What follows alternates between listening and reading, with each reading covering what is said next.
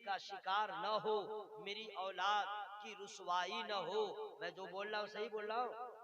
अरे जो मैं बोल रहा हूँ सही बोल रहा हूँ? हजरात, हर माँ बाप चाहते हैं अगर औलाद ना माने तो माँ बाप को तकलीफ होती है, औलाद की परेशानी देख करके माँ बाप को सदमा होता है।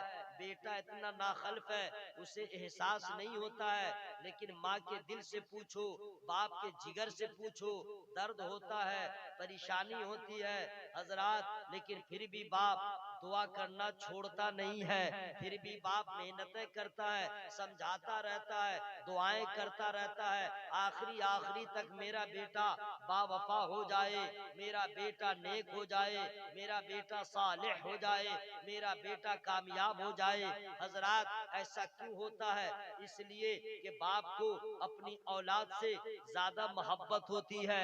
माँ को अपनी औलाद से सबसे ज्यादा मोहब्बत होती है। औलाद के बारे में जितना ख्याल माँ बाप रखते हैं कोई दूसरा रिश्तेदार नहीं रखता, चूंकि माँ बाप को अपनी औलाद से इतनी मोहब्बत है। हजरात, जब ये बात समझ में आ गई है तब आप ये भी समझ लें कि पूरे खानदान में सबसे ज्यादा कोई मोहब्बत करने वाली जात है वो माँ बाप की जात है। लेकिन दुनिया की सारी माओं की मोहब्बत है, दुनिया की सारी माओं का प्यार जहाँ पे दम तोड़ देता है, वहीं से आका नबी करीम सल्लल्लाहु अलैहि वसल्लम की मोहब्बत का आगाज होता है। नबी माँ से ज्यादा अपनी उम्मत से प्यार करते हैं, बाप से ज्यादा अपनी उम्मत से प्यार करते हैं। जब माँ बाप की मोहब्बत यह है कि मेरी औलाद जिस हाल में हो कामयाब रहे, आखिर तक अपनी औलाद की भलाई के बारे में सोचते हैं, तो जो नबी अपनी उम्मत से ज्यादा प्यार करे उस नबी के बारे में कभी आपने सोचा नहीं? उस नबी को अपनी उम्मत का कितना ख्याल है।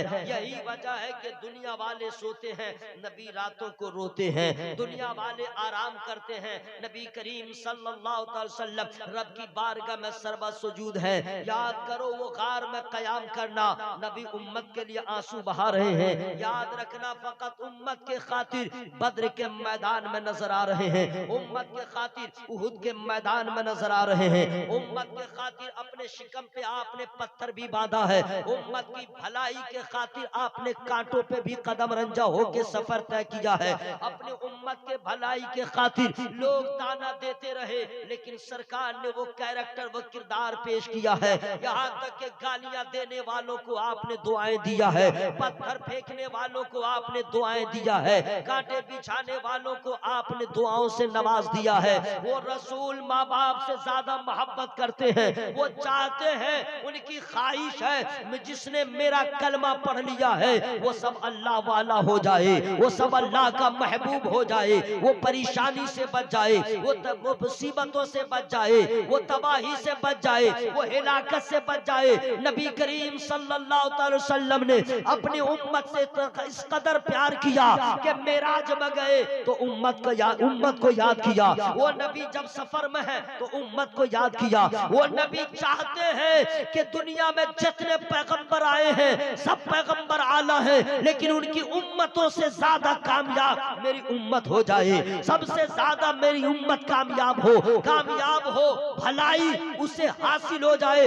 यही वजह है कि नबी करीम सल्लल्लाहु अलैहि वसल्लम जब पर्दा फरमा गए, रोज़ाए अतहर में रखा गया, मौलाए कायनात फातिह खैबर दामादे मुस्तफा हजरत मौला अली रज़ी अल्लाह ताला कब्र में उतरे थे। देखा नबी करीम सल्लल्लाहु अलैहि वसल्लम के लम्हाए मुबारक हरकत में है, आपने अपना कान लगा दिया।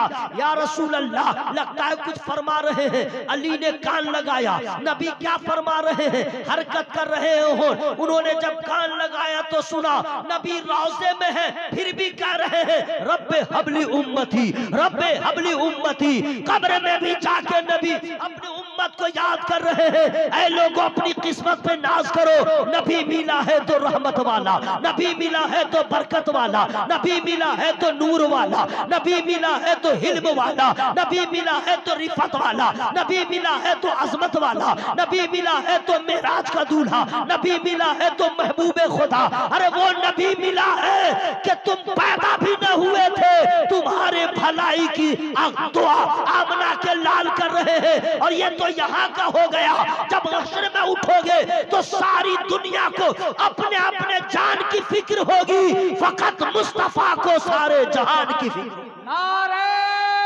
तकबीर, नारे रिसालत, अजमत औलिया कॉन्फ्रेंस, जनाब कारी निसार अहमद साहब किबला।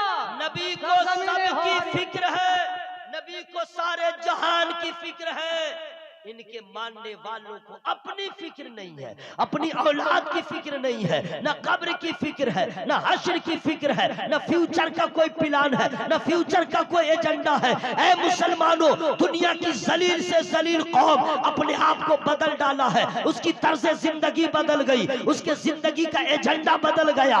जब कल तक जिसको तुम हकीर समझते थे वो आंखों में आंखें डाल के तुमसे बातें कर रहे हैं। अगर रेलवे में सफर कर रहे हो तो कल तक दाढ़ी टोपी देख करके वो तुझे जगह देता था, आज दाढ़ी टोपी देख करके तुझे दूर कर दे रहा है। अरे वो दुनिया में जिसकी कोई हैसियत नहीं है, आखिरत में तो उसका कोई वजूद नहीं है। आज हमें जलीलो खार वो कौम समझ रही है। तुम अपने आप को कहां लेके चले गए? आमना के लाल ने तो ऐसा किरदार दिया, ऐसा कैरेक्टर दिया, ऐसी सीरत दिया, ऐसी तालीम दिया है, ऐसा पैगाम दिया है, ऐसा संदेश दिया है, ऐसा मैसेज दिया है कि गैर भी अमल करके वो आसमान से आगे जाने को तैयार है। और ये मुस्तफा का गुलाम नबी की नाफरमानी करके, खुदा को नाराज करके जलील से जलील कौम में इस कौम का शुमार होने लगा है। अगर अभी भी आंख को न खोले, नबी को अपना रहनुमा, नबी को अपना पेशवा, नबी के किरदार को न अपना सके तो याद रखना,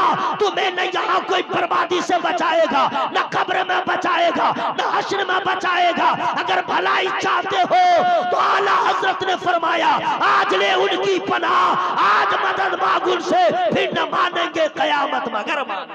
नारे तकबीर, नारे रिसालत, मसलके आला हजरत। हजरत, मैं शुरू हुआ हूँ लेकिन मैं खत्म भी हो सकता हूँ। वादा वफा हो गया, मैं आ गया। वादा किया था, अल्हम्दुलिल्लाह मैं आ गया। ये बहुत बड़ी बात है, मेरा आना काम था, आ गया।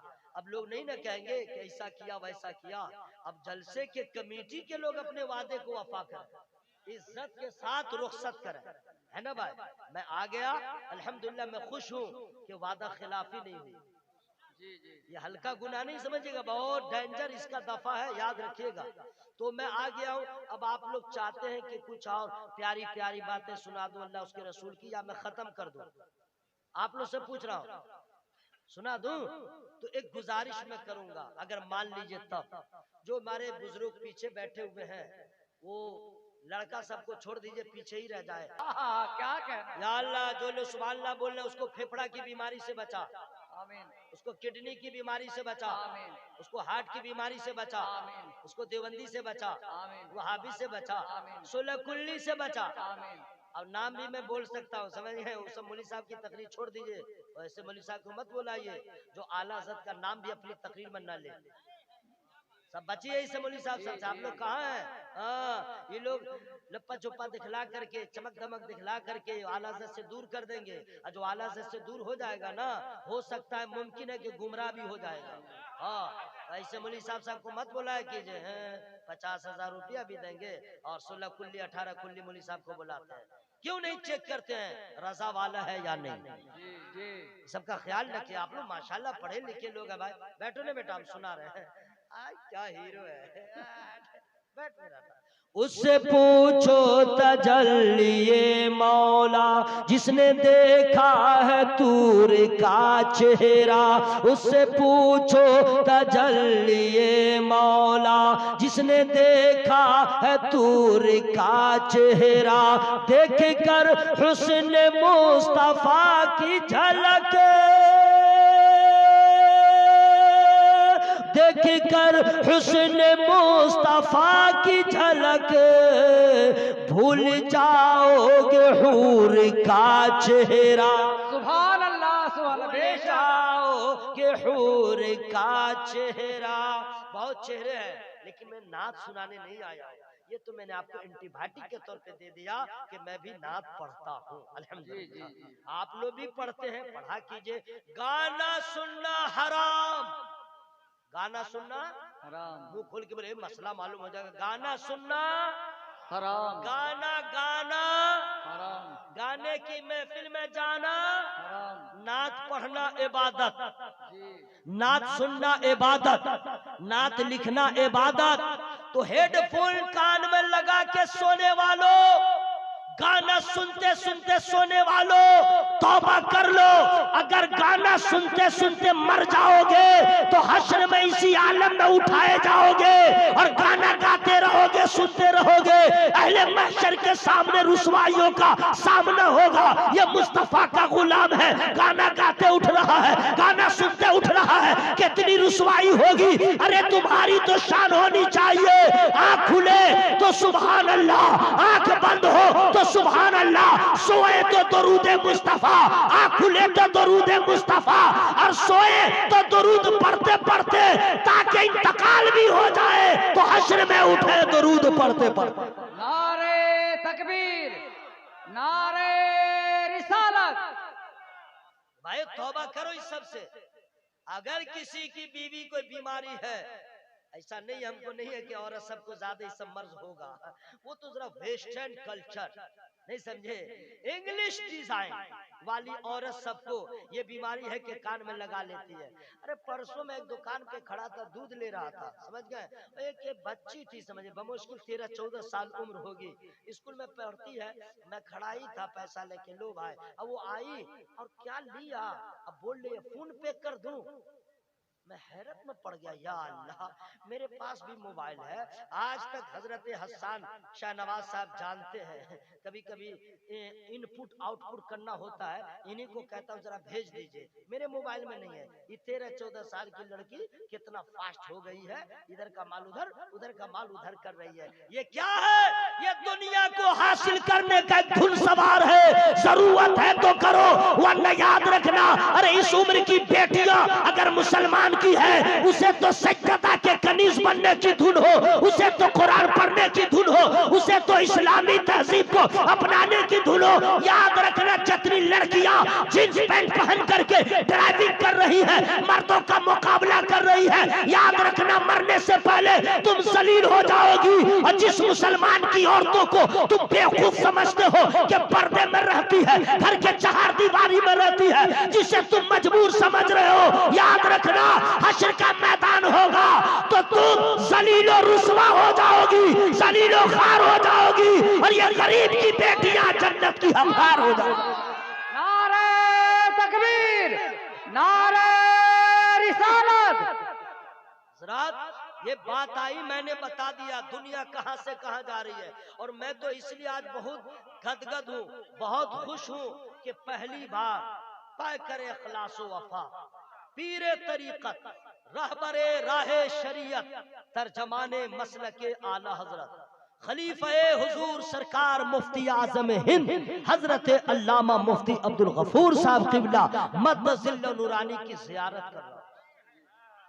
हज़रात तमाम पीर अपनी जगह ओके, लेकिन जो लोग सरकार मुफ्ती आजम हिंद के मुरीद है, उनका कोई जवाब ही नहीं। बेशक बेशक, बहुत उम्दा। उनकी पहचान ही अलग, उनकी शान ही अलग। अगर खैनी भी बेचता है ना, और अगर सरकार मुफ्ती आजम हिंद का मुरीद है, तो दूर से चेहरा देखिएगा तो लगेगा कोई आलिम बैठा है। जी जी, लगेगा कोई आलिम बैठा है। क्यों? मुरीद से पता चल जाता है कि जब मुरीद ऐसा है तो वो पीर सरकार मुफ्ती आजम हिंद कैसे हो। तो मुरीद होना जो हो गए वो किस्मत पे नाज कर रहे हैं, और जिन्हें खिलाफत का ताज दिया हो वो जात कैसी अजीमुल मर्तबत।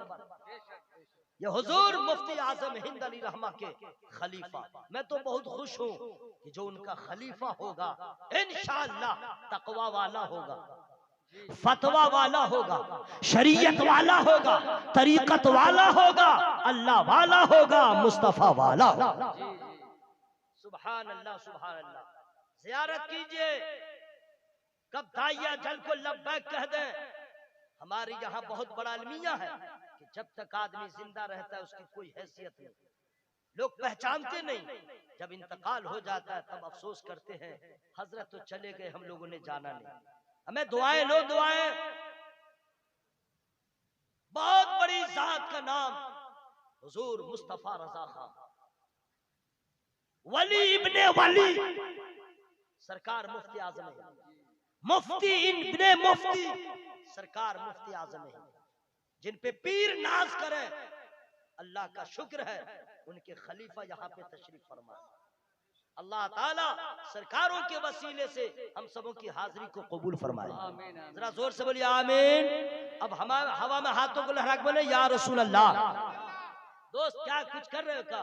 थोड़ी देर attention please my Islamic brothers. अनपढ़ नहीं हूँ, इंग्लिश भी जानता हूँ, लेकिन इंग्लिश में तकरीर नहीं करता हूँ क्योंकि उतनी नहीं जानता हूँ। जितनी जानता हूँ उतनी ही बोलता हूँ, ठीक है, लेकिन कुछ न कुछ बोल लेता हूँ, वरना मौलवी को लोग अक्सर अंगूठा छाप समझते हैं। ठीक है मेरे भाई, इधर ध्यान दे दीजिएगा। जलसे का मकसद क्या है? क्या मकसद है आपके आने का? मकसद क्या है? जलसा का मकसद होता है कि उलमाए किराम को बुलाया जाएगा, इज्तिमाई तौर पे लोग हाजिर होंगे और उसे पैगाम दीन, पैगाम हक सुनाया जाएगा, दीनी बातें उन तक पहुंचाई जाएंगी। यही ना मकसद होता भाई। क्योंकि मदरसे में जाने का टाइम नहीं रहता है और उस पे भी लोग आते हैं और चंद कलाम सुन लिया और वो चले जाते हैं। ये तो वही स्टूडेंट है कि जो बेटा दाएं बाएं देखा, लेट से गया और उस्ताद के सामने हाजिरी लगा लिया, यस सर लब्बैक, माने हाँ हाजिर है, रजिस्टर मेंटेनेंस हो गया और चुपके से भाग गया, चुपके से चला गया। वही स्टूडेंट जब एग्जाम देता है तो बेटा कभी पास नहीं होता है, क्योंकि सिर्फ उसने हाजिरी लगाया था। तो ये आजकल के जो सामीन है, लोग कहते हैं तकरीर होती है, फायदा का है। अरे सुनता ही तो नहीं है, वो तो हाजिरी लगा के भाग गया, उसको क्या मालूम हो। अगर आपकी इजाजत होगी तो मैं एक दो मसाइल मैं बता दूंगा, लेकिन फ्री में नहीं बताऊंगा और ना पैसा लूंगा। सुभान अल्लाह कहिएगा तब बताऊंगा जी। हाँ माशाअल्लाह, सुभान अल्लाह। अच्छा सुभान अल्लाह कहने में अच्छा लगता है, सुनने में अच्छा लगता है, अच्छा लगता है। तो जो खाना अच्छा लगता है उसको तो डबल डबल लोग खाते हैं, और सुभान अल्लाह कहना अच्छा लगता है तो ज्यादा क्यों नहीं बोलते? सुभान अल्लाह, सुभान अल्लाह। सुनिए अम्मा, आप लोग सुन लीजिए, अल्लाह आप लोगों की हाजिरी को कबूल फरमाए। इस्लाम वो मजहब है जिसका बयान है पाकी आधा ईमान, पाकी आधा ईमान। हम और आप समझ नहीं पा रहे पाकी क्या है, नापाकी क्या है। खड़ा खड़ा इस्तिंजा किया, ये तो मालूम है कि नहीं करना चाहिए, लेकिन उसके छींटे कहां कहां गए, पैंट पे पड़ा, लुंगी पे, कोई फर्क नहीं पड़ता है। औरतें भी सुने, मर्द भी सुने। सरकार का गुजर एक रास्ते से हो रहा था, दो कब्रें थी और दोनों में अजाब हो रहा था।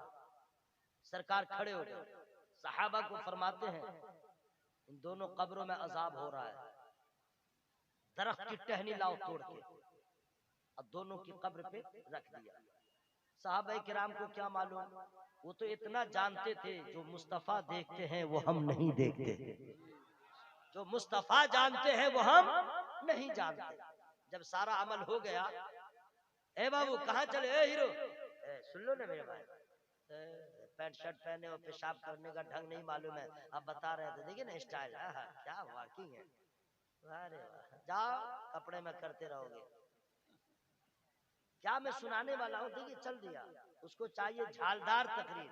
सुनिए, सहाबा किराम ने अर्ज़ किया या रसूल अल्लाह, हम लोग को कुछ समझ में नहीं आया कि दो कब्र हैं, आपने इस पे जो है टहनियों को रखवा दिया, हुजूर समझ में नहीं आया, मेरे मुस्तफा ने समझा दिया। जोर से बोलिए सुभान अल्लाह। सरकार फरमाते हैं इन दोनों कब्रों में जो है दोनों पे अजाब हो रहा था। क्या अल्लाह ने महबूब को इल्म दिया जनाब?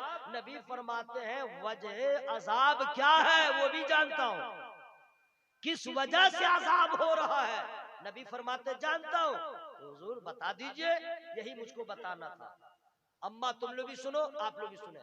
नबी फरमाते हैं एक ऐसा आदमी कब्र में है जो दुनिया में चुगलखोरी करता था, इस वजह से अजाब हो रहा है। और दूसरा वो है जो पेशाब के छींटों से नहीं बचता था, उधर भी गया इधर भी गया, इसी वजह से अजाब हो रहा है। और ये तर टहनियों को रख दिए हो, जब तक ये तर रहेगी खुदा का जिक्र करेगी, इसकी वजह से उसके अजाब में तखफीफ होती रहेगी। हजरात मैं कहना चाहता हूँ कि जब अगर एक फूल रख दे, वो तर है जिक्र करे, कब्र वालों को सवाब पहुंचे। हजरात जब कुरान की तिलावत हो मुर्दों के लिए, उन्हें सवाब कैसे नहीं पहुंचेगा, उन्हें फायदा क्यों नहीं पहुंचेगा। हजरात नबी ने बता दिया कि पेशाब के कतरों से बचो, तुम उसे हल्के में ना लो।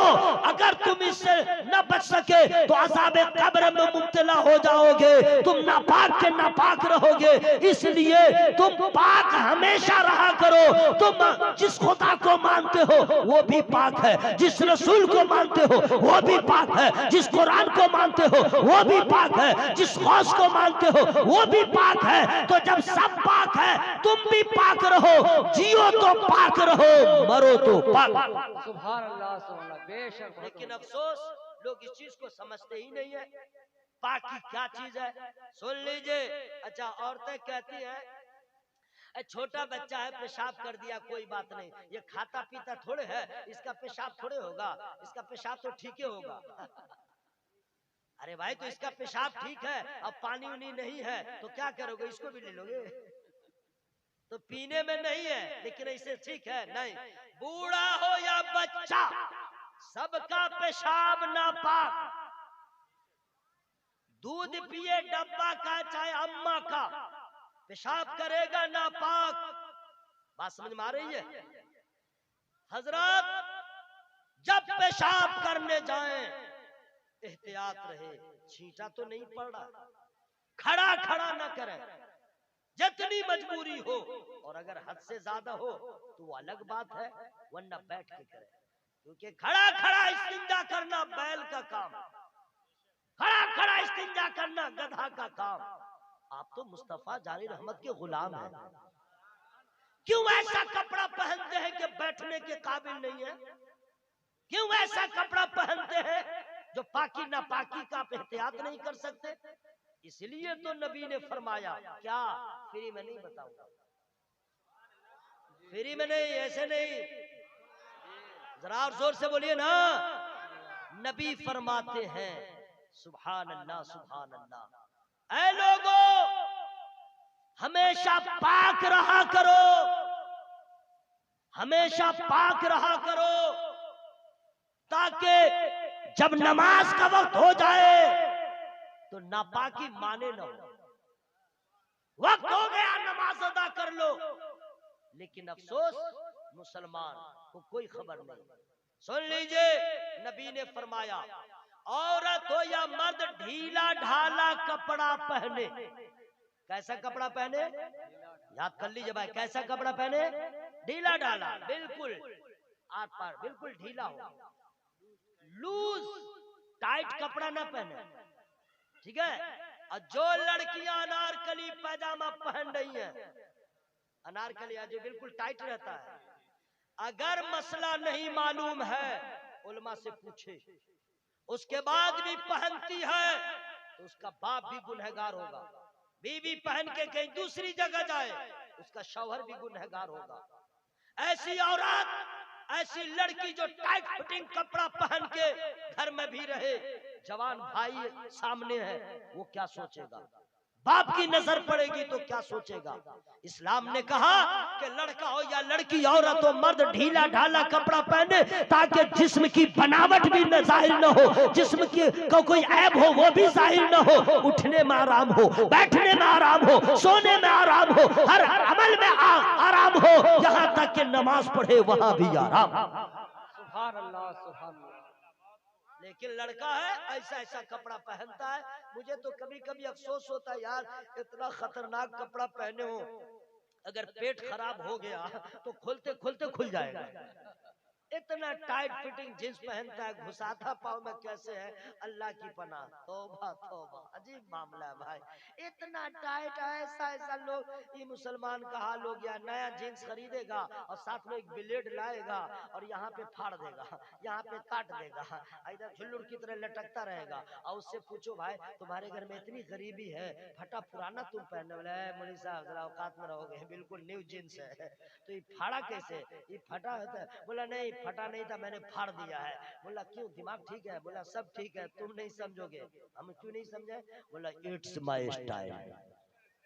बोला ये मेरा स्टाइल है। ए पगला बेवकूफ, फाड़ चीर करके पहन रहा है, ये तेरा स्टाइल है। अरे मुसलमानों की हर अदा दुनिया वालों के लिए आइडियल है। अगर तुम काश के नबी के सुन्नतों पे अमल कर लिए होते, कपड़ा तुम्हारा इस्लामी होता, लिबास तुम्हारा इस्लामी होता, माहौल तुम्हारा इस्लामी होता, चेहरा तुम्हारा इस्लामी होता, बोल चाल की अदा इस्लामी होती, हर अदा में इस्लामी रंग नजर आता, तो फिर दुनिया तुम्हारे पीछे पीछे नजर आती और मजबूर हो जाती है कहने पर, जब नबी का गुलाम ऐसा है, इनका नबी कैसा हो। नारे तकबीर, नारे रिसालत, अज़मत औलिया कॉन्फ्रेंस, कारी निसार अहमद साहब किबला। सुनिए, जो लड़का चोर चुट्टा की तरह बाल कटा रहा है, वेस्ट इंडीज के खिलाड़ी कौन कौन है, नाम भी बोला, क्रिस गिल,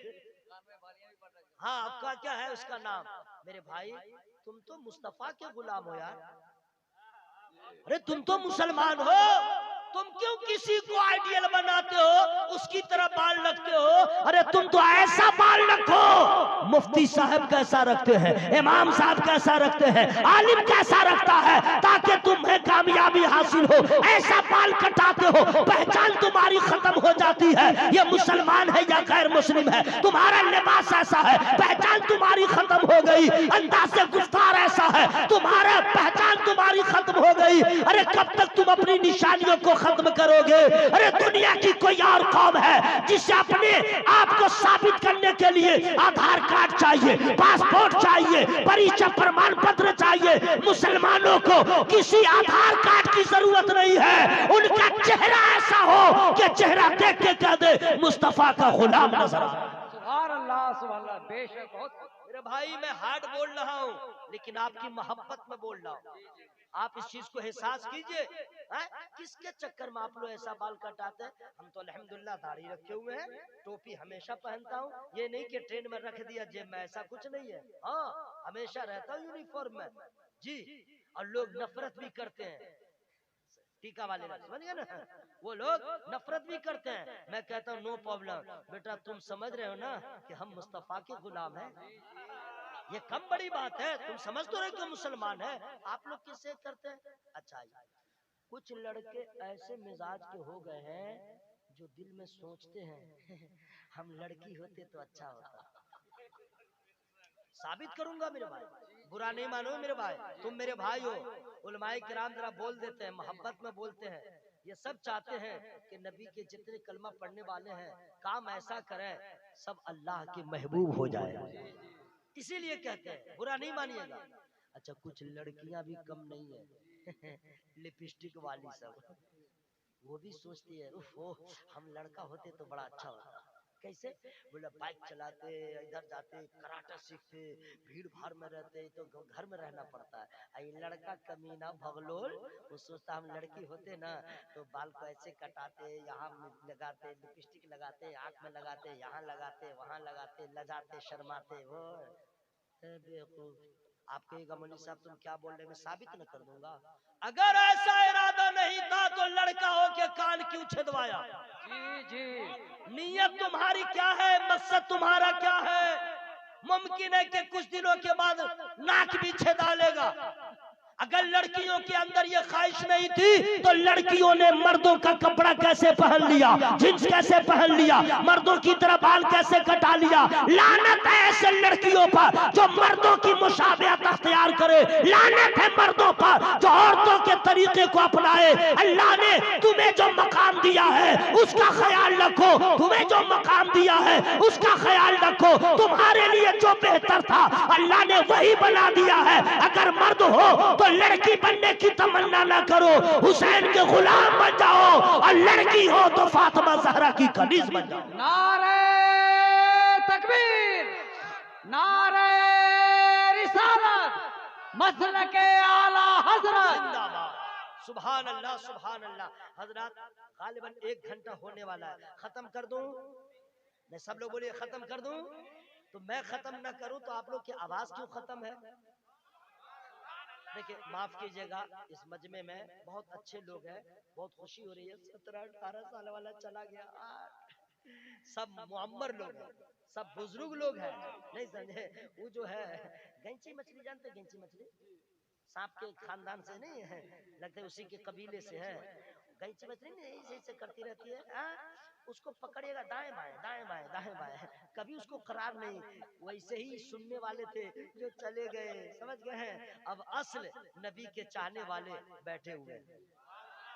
तो इसमें जो लोग बुजुर्ग हैं, हमसे ज्यादा उम्र वाले हैं, मैं उनको नहीं कह रहा हूँ कि चिल्ला चिल्ला के बोलिए सुभान अल्लाह, ना, वो हमारे बुजुर्ग हैं, बुजुर्गों का अदब करना चाहिए, एहतराम करना चाहिए। जो स्टील बॉडी वाले हैं उनसे मैं कह रहा हूँ जोर से बोलो सुभान अल्लाह। अरे माशाअल्लाह माशाअल्लाह, सुभान अल्लाह सुभान अल्लाह। एक शेर सुना दूं क्या? सुना दूं फ्री में? फ्री में आओ ना दोस्त, आओ ना माय डियर, कम हियर, आओ ना मेरे भाई, आओ ना आओ ना आओ ना आओ ना मेरे लाल, मेरे पीले, वहां से मत ढीले, आओ आओ। आएगा ही नहीं, या अल्लाह। अच्छा बैठे रहो, वो लोग इंतजार कर रहा, निसार का इंतकाल हो तभी हम आएंगे। आओ ना मेरे भाई, आओ। माशाअल्लाह, सुभान अल्लाह सुभान अल्लाह, वाह वाह वाह। कौन सा अच्छा मिसरा सुना दे रहा हूँ, सुनिए एक मिसरा सुना दे रहा हूँ, सुभान अल्लाह। सुबह जिंदा है, शाम जिंदा है, सुभान अल्लाह। सुबह जिंदा है, शाम जिंदा है, मुस्तफा का गुलाम जिंदा। देखिए जिंदा है, हम लोग तो ऐसे जिंदा हैं इंतकाल भी हो जाएंगे तो भी जिंदा। ये हवाई फायरिंग नहीं है, जिंदा ही रहते हैं। जब भी तो आप जाते हैं कहते हैं अस्सलाम वालेकुम या अहलल कुबूर, सब कब्र वाले जवाब देते हैं। हाँ, जिस्म न दाएं बाएं होता है, रूह तो ऐसे ही है? तो हम लोग जिंदा, तो कभी तो कब्र में नहीं न है। कब्र में जाने के बाद आदमी मजबूर हो जाता है, कब्र में नहीं है, अभी जमीन पर है ना भाई, जमीन में तो नहीं है, तो अभी तो है कुछ पावर, जरा इस्तेमाल कीजिए, आवाज को खोलिए। सुबह जिंदा है, शाम जिंदा है, मुस्तफा का गुलाम जिंदा है, इश्क सरकार के वसीले से, इश्क सरकार के वसीले से, आला हजरत का नाम जिंदा, आला हजरत का नाम जिंदा है। सुनिए, नापाक हो गए, पेशाब लग गया, पखाना ज्यादा से ज्यादा कपड़ा में लग गया, बदन में लग गया, या मान लीजिए कि एहतलाम हो गया, या मान लीजिए कि मुजामियत आपने कर लिया, नापाक हो गए। अब पाक कैसे होइएगा? अब पाक कैसे होइएगा? जिनको मालूम है उनसे नहीं पूछ रहा हूँ, जिनको नहीं मालूम है उनसे मैं पूछूंगा नहीं, मैं बताऊंगा। अब पाक कैसे होइएगा? डॉक्टर के पास MBBS से जाके पूछिए, जनरल फिजिशियन से, हेलो यस डॉक्टर साहब मैं नापाक हो गया हूँ, पाक कैसे होऊंगा? डॉक्टर बोलेगा दिमाग मत तुम्हारा ठीक है, अबे यहाँ दूसरा इलाज होता है, पाकी नापाकी का हमको क्या मालूम। तो एक इंजेक्शन दे दिए हम पाक हो जाए, बोला बे निकल इलाका खाली कर, इंजेक्शन से कहीं पाक होगा? लास्ट में आप आइएगा किसी मौलवी साहब से पूछेगा, हजरत हम नापाक हो गए थे, हम नहा लिए हैं, अब तो पाक हो गए। कुछ लोग कहते नहा लिए। अरे भाई कैसे नहाए? अरे भाई बोला हजरत तालाब में गए थे आधा घंटा तक, कभी पानी पर थे, कभी पानी में थे, कभी उठ रहे थे, कभी बैठ रहे थे, तैर रहे थे, खूब डुबकी लगा रहे थे, अब तो हम पाक होइए गए। अरे नालायक। अच्छा तुम? बोला हजरत हमने लाइफ बॉय साबुन लगाया, अब तो पाक हो गए। लक्स भी लगाया, अब कोई कहता है डब भी लगाया, और औरतों से पूछेगा बोलेगी हमने तो शैम्पू लगाया, पाक हो गई। लक्स और डब और ये सब साबुन कहीं पाक करने के लिए है, अरे तो सफाई के लिए है, पाक करने के लिए नहीं है। पाक करने के लिए नहीं है, वो सफाई के लिए है। पाक करने के लिए नबी का तरीका काफी है। जरा जोर से बोलो भाई, जोर से बोलिए। पाक करने के लिए, तहारत की तकमील के लिए नबी का तरीका काफी है, नबी का फरमान काफी है। उस पे अमल हो जाए, साबुन रहे न रहे, लक्स रहे न रहे, शैम्पू रहे न रहे, तुम तालाब में नहाओ या अपने गुस्ल खाने में नहाओ, सिर्फ पानी हो और नबी के फरमान पे अमल कर लो, तो बगैर साबुन के भी तुम मस्जिद में जाने के काबिल हो जाओ। सुभान अल्लाह, सुभान अल्लाह। ऐसे ही लोग पाक हो जाएंगे। सुनिए, गुस्ल में बहुत सारे शराइत हैं, नहाने में पाक कैसे आदमी पाक होगा।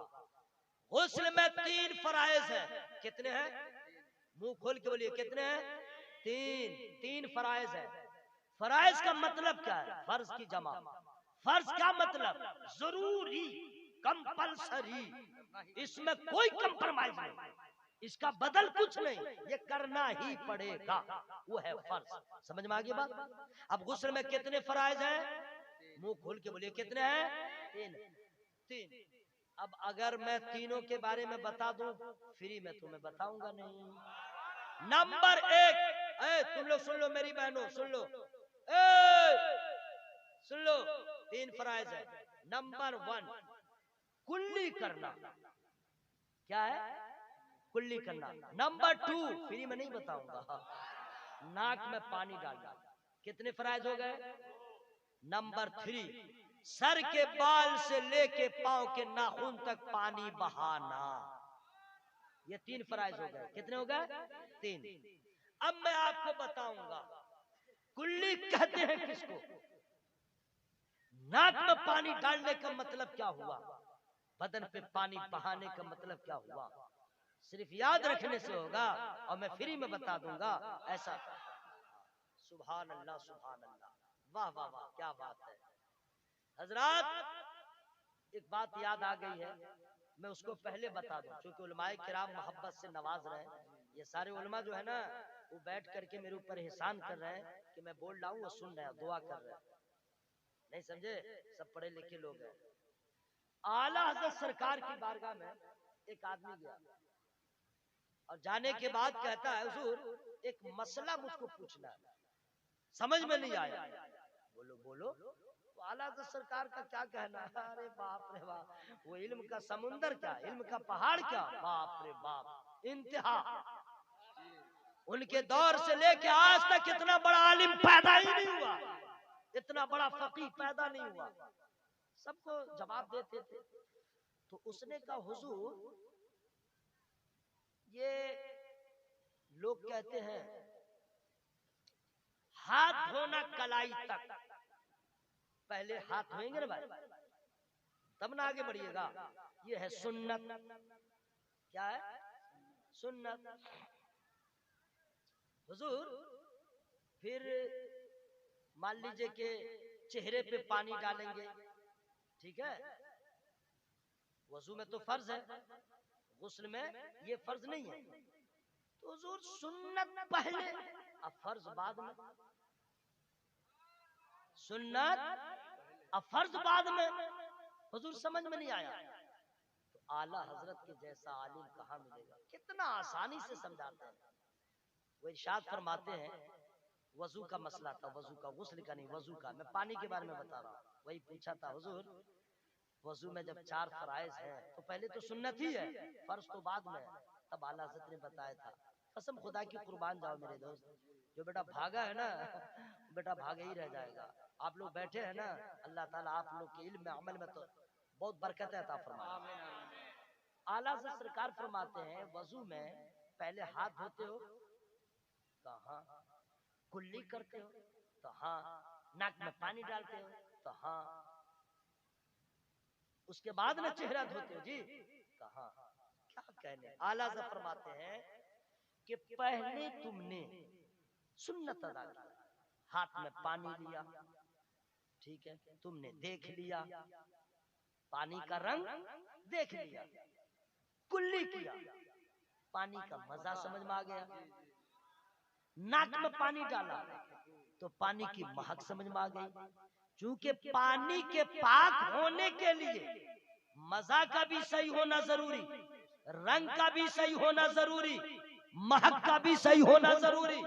बदबूदार पानी है, काबिल वजू नहीं है, अगर उसका रंग मैला कुचैला है ना, तो रंग भी बेहतर हो, बू भी बेहतर हो, लज्जत भी बेहतर हो। तो आला हज़रत सरकार फरमाते हैं सुन्नत पहले है ताकि सुन्नत अदा हो जाए, उसी में पानी की हैसियत समझ में आ जाए कि पानी फर्ज को अदा करने के लिए काफी है या नहीं। पहले तुम हाथ धो लो, पहले कुल्ली कर लो, फिर नाक में पानी डालो, मजा भी समझ में आ गया, महक भी समझ में आ गई, रंग भी तुमने देख लिया। जब सब ओके है अब फर्ज अदा करो, तुम्हारा वजू मुकम्मल हो जाए। तो गुस्ल में कितने फराइज हैं? बैठो भाई, बैठो मेरा लाल, कितने हैं? 3। कुल्ली, कुल्ली कहते हैं किसको? अच्छा आज बता दें कि हम यहीं पे छोड़ दें, बोले भाई छोड़ दें, आप हम पूछ रहे हैं इजाजत के बगैर भी हम बोल सकते हैं, तो आपका एग्जाम ले रहे हैं कि आप है कहाँ। ऐसा तो नहीं कि आप यहाँ बैठे हैं कहीं और ख्याल है। कुल्ली कहते हैं किसको? जाड़े में लोग कुल्ली अलग तरह करते हैं और गर्मी में अलग।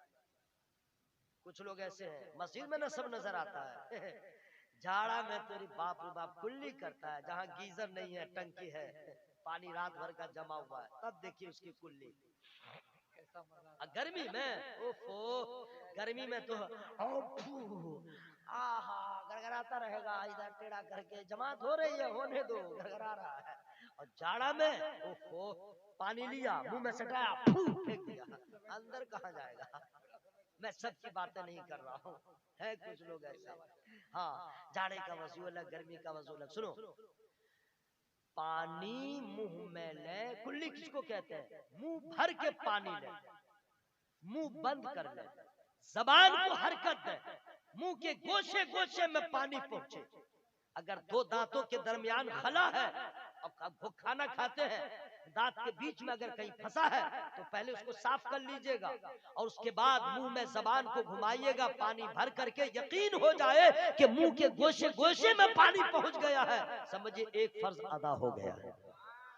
और अगर आप रोजा से नहीं है तो गरगरा करना होगा, अगर रोजे से है तो गरगरा नहीं कीजिएगा, एक फर्ज अदा हो गया, लेकिन यकीन हो जाए कि पानी पूरे मुंह में पहुंच गया। आइए दूसरा, नाक में पानी डालना। कैसे डालेंगे? बाएं हाथ में चुल्लू बना के पानी भर लें, नाक के पास ले जाए, सांस के जरिए धीरे धीरे उसे ऊपर खींचे, जोर से मत खींचेगा, दिमाग पे चला जाएगा, परेशानी बढ़ जाएगी। धीरे धीरे उसे खींचे, नाक की हड्डी तक पानी पहुंच जाए, उसके बाद पानी बाहर फेंकिए।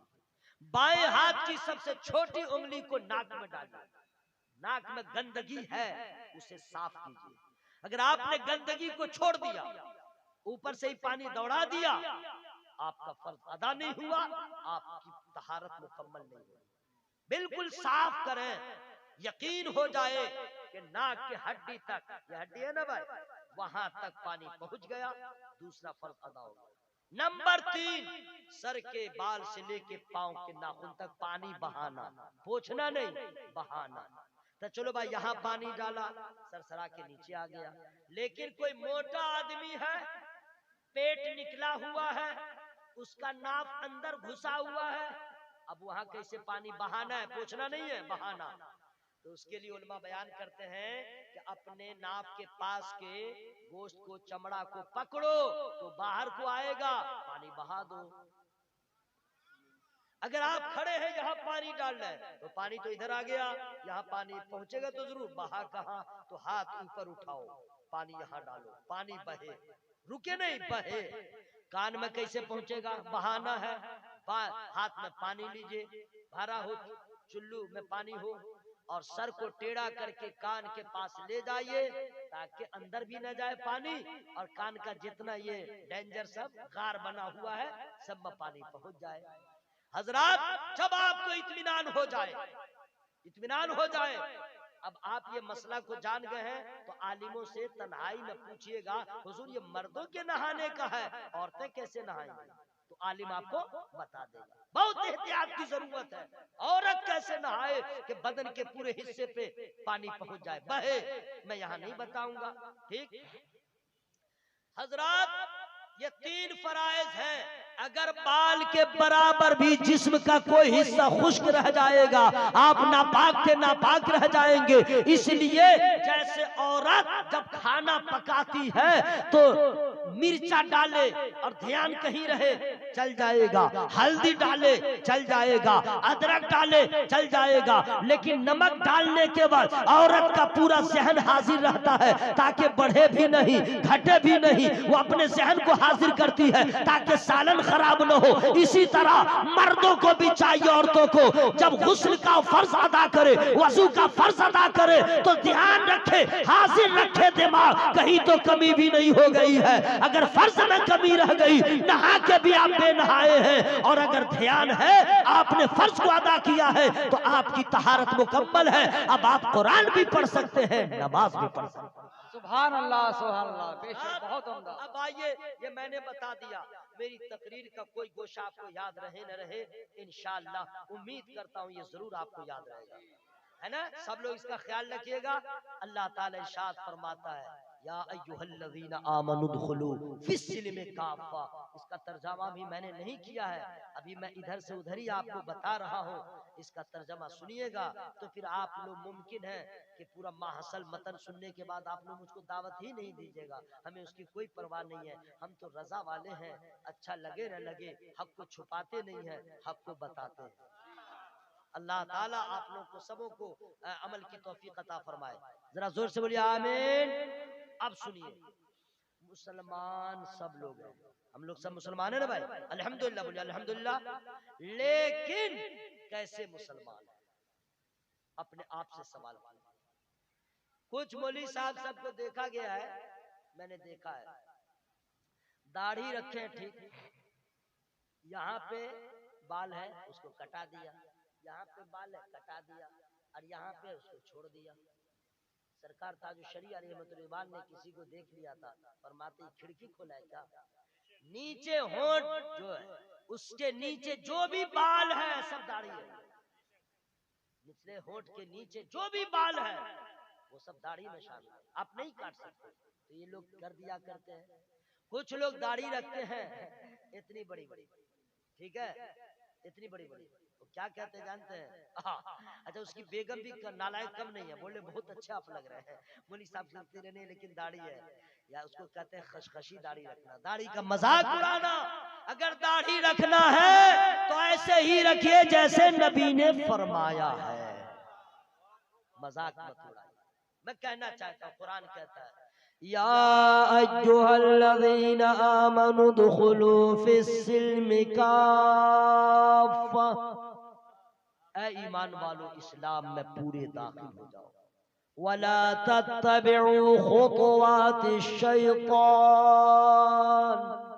और शैतान की पैरवी न करो, इन्नहु लकुम अदुव्वुम मुबीन, बेशक तुम्हारा खुल्लम खुल्ला दुश्मन है। यह आयत करीमा का तर्जमा हो गया। अब इस पे रोशनी हम डाल रहे हैं।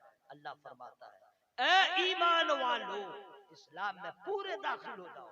अब आप लोग समझ गए होंगे, एक तो ईमान लाया, इस्लाम को माना, अब फिर भी अल्लाह का हुक्म है पूरे दाखिल हो जाओ। इसका मतलब है कि कमी है, इसका मतलब है कि कमी है, जभी तो अल्लाह फरमाता है पूरे तौर पे दाखिल हो जाओ।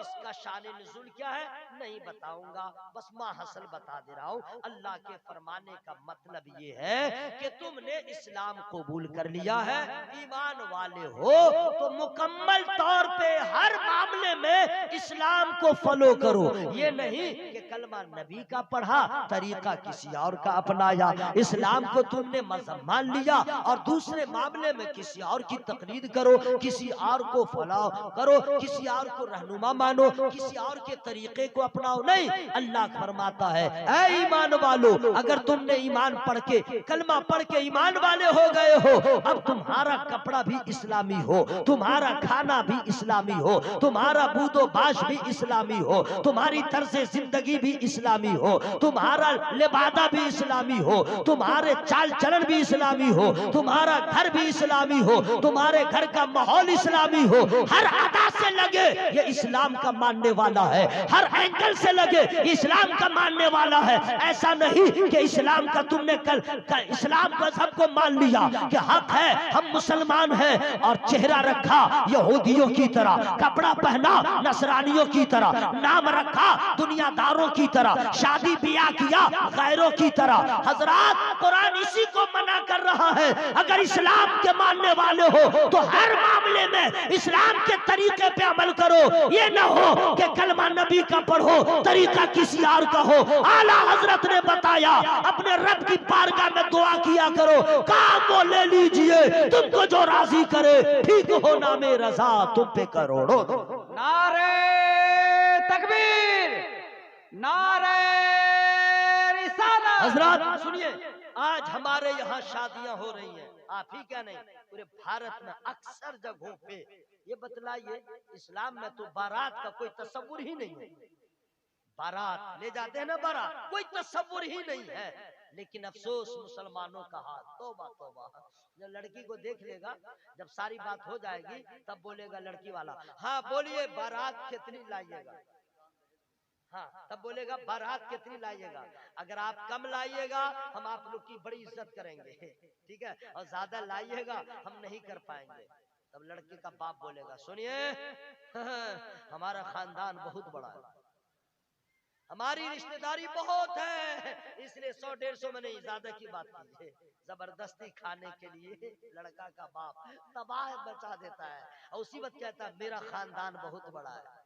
एक बड़ा खानदान दिखलाने वालों, तुम्हारी औकात तो उस दिन समझ में आ जाती है जब मोहल्ले की मस्जिद के तामीरी काम शुरू रहता है, पैसे की कमी रहती है। उस वक्त ये नहीं कहता है मौलाना दाऊद साहब फिक्र न कीजिए मेरा खानदान बहुत बड़ा है, हमारे रिश्तेदार बहुत बड़े हैं। और जब बारात का मामला आता है तो अपने खानदान को दिखलाते हो। अरे ये क्या है, इस्लाम में ऐसी दावत की ममानियत है, ऐसी दावत खाने की कोई कई जगह नहीं है, और बारात का कोई तस्वुर नहीं है। आज हम बारात लेके जा रहे हैं, इसी को कुरान कहता है उदखुलू फिस्सिल्म काफा। अगर तुम ईमान वाले हो तो इस्लाम को फॉलो करो, अब पूरे इस्लाम में दाखिल हो जाओ। सुभान अल्लाह, सुभान अल्लाह। बेशक कहाँ का है भाई, अल्लाह अल्लाह, आई भीख मंगा सब दहेज मांगता है, बाप रे बाप, ये डकैती है कि नहीं भाई। ऐसे लोगों को मैं मशवरा देता हूँ, गरीब बेटी के बाप को मत रुलाओ, उसके जमीन को मत बेचने पे मजबूर करो, सूदी पैसा लेने पे मजबूर मत करो, भीख मांगने पे मजबूर मत करो। तुम्हें पैसा ही चाहिए तो ऐसा करो, एक बहुत बड़ा देग ले लो और जाके किशनगंज रेलवे स्टेशन के पास बैठ जाओ, लड़का के बाप से मैं कह रहा हूँ, और वहीं पे कहो मेरे बेटा की शादी है पैसा दे दो, मेरे बेटा की शादी है पैसा दे दो, पैसा नहीं है मुझे दे दो। भीख मांगते रहो, पैसा मिलता रहेगा, है इससे तो अच्छा है कि किसी मैंने और बर्बादी नहीं होगी। बोलेगा ये काम नहीं करूंगा, अरे जालिम अगर ये काम नहीं करेगा, यहाँ भीख मांगने में तुझे हया हो रही है। अब बेटी वाले के घर जाके जो तुम डकैत की तरह बात करते हो, 2 लाख देना होगा, 4 लाख देना होगा, ये तो डकैती है। ए नादान, तुम्हारा दिल कैसा हो गया, तुम्हारा जिगर कैसा हो गया, तुम्हारा ख्याल कैसा हो गया, तुम्हारी फिक्र कैसी हो गई। तुम तो नबी के कलमा पढ़ते हो, अरे तुम क्यों पड़ोसियों को सताते हो, क्यों दूसरे को रुलाते हो। क्या नबी का वो फरमान याद नहीं? रसूल फरमाते हैं जो दूसरों पे रहम नहीं करता अल्लाह उस पे रहम नहीं फरमाता। सुभान अल्लाह, सुभान। क्या मुसीबत है मेरे भाई, ये सब क्या लफड़ा है। अल्लाह पे भरोसा करो भाई, अल्लाह देने वाला, अल्लाह जोर से बोले अल्लाह देने वाला है। हजरत मैं आप लोगों का बहुत वक्त ले लिया हूँ, खत्म कर दूं हजरत। अब अव्वल रजा साहब आ गए, हमको लगता है आखिर ही मेरा करेंगे। अव्वल साहब आ गए तो क्या बात नहीं, माशाल्लाह मजमा का ख्याल है कि अब नातिया दौर चले, समझ गए है ना भाई। आ जाओ, अब मैं आपको फुर्सत दे दे रहा हूँ, आप लोग नाज शरीफ सुनने के लिए तैयार हो जाए। बहुत बहुत मुबारकबाद की मुस्तहिक है, आप लोगों ने सुना है। ऐ ईमान वालों, इस्लाम में पूरे दाखिल हो जाओ, कपड़ा इस्लामी पहनिए, समझ गए, घर में अच्छा माहौल बनाइए और शैतान की इत्तिबा न कीजिए। शैतान बड़ा कमीना, शैतान का मिशन है, शैतान की तहरीक है। क्या हम तो डूबे हैं सनम, तुमको भी ले डूबेंगे। उसका मिशन है, हम तो जहन्नम में जाएंगे ही, आप तो कुछ होने वाला है नहीं।